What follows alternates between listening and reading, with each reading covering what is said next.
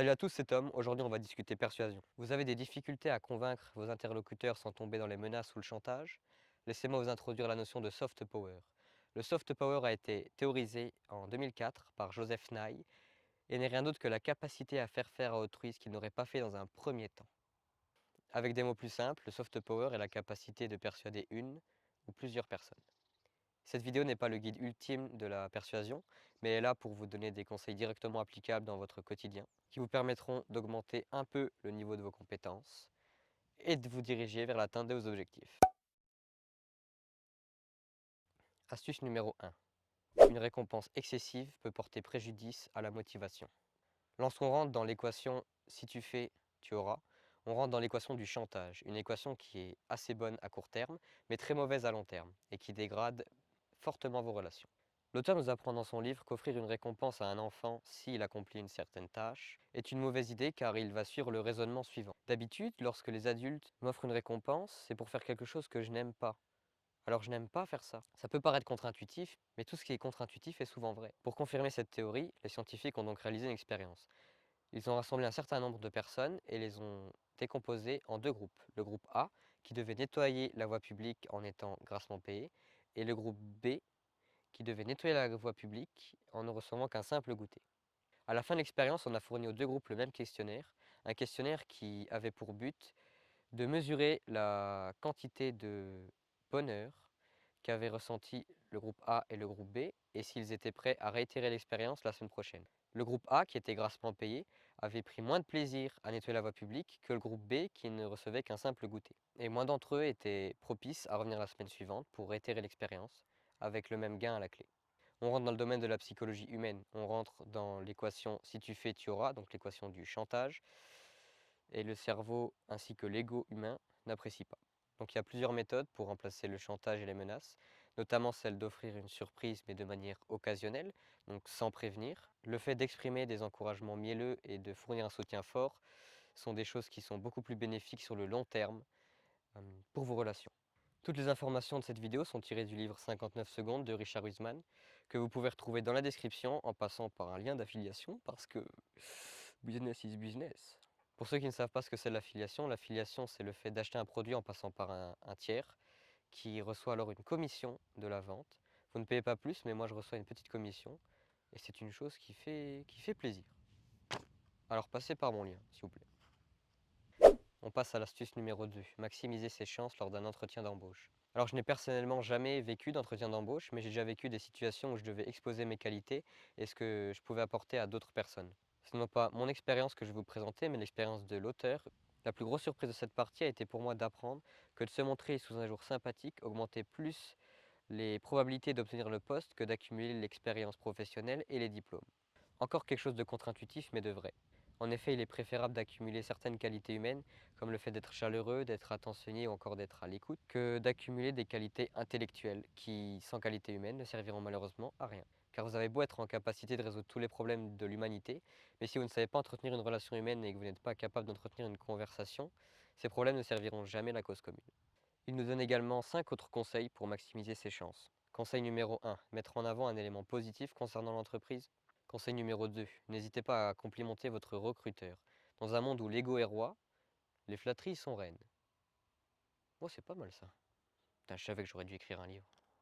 Évidemment, restez logique et ne faites surtout pas ça. J'adore vos yeux. Merci, ça fait plaisir. De quelle couleur sont-ils déjà? Bah, je sais pas, vous avez des lunettes. Conseil numéro 3, manifestez votre intérêt envers le poste à pourvoir et les profils recherchés. Posez des questions, intéressez-vous. Conseil numéro 4, montrez votre enthousiasme, souriez, rigolez et multipliez les eye contact. Hypnose interdite. Conseil numéro 5, parlez de vos points faibles avant vos points forts. Ça montrera votre modestie et le recruteur appréciera. Astuce numéro 3, l'utilisation des petits services, des bourdes et des commérages pour vous rendre plus sympathique. L'idée de cette partie n'est pas de faire croire aux autres quelque chose que vous n'êtes pas, mais plutôt d'améliorer vos compétences relationnelles. Les petits services. Un individu à qui vous devez un service sera toujours mieux disposé envers vous que quelqu'un qui vous doit un service. En effet, selon la ligne 4 du paragraphe 7 de l'article 27 du Code des bonnes relations humaines, vous devez lui rendre ce service. Oui, je l'ai inventé celui-là. Cette personne souhaitera alors entretenir une bonne relation avec vous en espérant que vous lui rendrez un jour ce service. Donc demandez des petits services. Pas trop petit pour que vous puissiez rendre l'appareil et pas trop gros pour qu'il puisse être accepté et effectué. Les bourdes sans gravité correspondent par exemple à renverser du café sur sa nouvelle chemise en faisant une petite erreur lors d'une présentation orale. Ce sont des petites erreurs qui vous rendront moins parfait et donc plus humain et plus sympathique. Évidemment, ne surjouez pas, le but est de rester dans un état d'esprit humoristique et de prendre à la rigolade ce qui vous arrive. Les commérages, en plus de vous faire étiqueter comme commère, vous serez associé inconsciemment aux caractéristiques que vous décrivez. En effet, quand vous médisez une personne, vous êtes associé inconsciemment aux critiques que Wesh, vous... pourquoi tu conjugues Mehdi? T'es un fou, toi. Comment ça, conjuguer Mehdi? Mehdi est un verbe. Comment ça, Mehdi, c'est un verbe? Mehdi, c'est pas un verbe. Mehdi, c'est mon pote. Tout à l'heure, on mangeait des haribots dans le fond du bus. Je vois que vous n'êtes une pauvre cloche, pauvre enfant. Je verrai si je la garde au montage, celle-là. Apparemment, oui. Reprenons. Si vous critiquez une personne, par exemple la pauvre Josiane du service après-vente, vous lui trouvez un excès de narcissisme, et bien vous serez associé inconsciemment à une personne narcissique.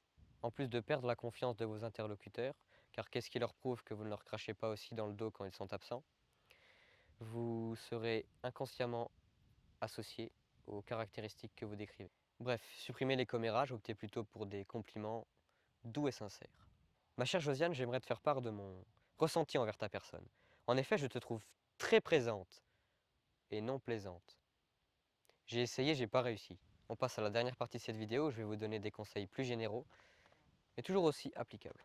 Les humains sont plus sensibles aux individus qu'aux masses. J'entends par là que on s'identifie plus facilement à un être en particulier plutôt qu'à des chiffres, qu'à des statistiques qui ne représentent en soi pas grand-chose.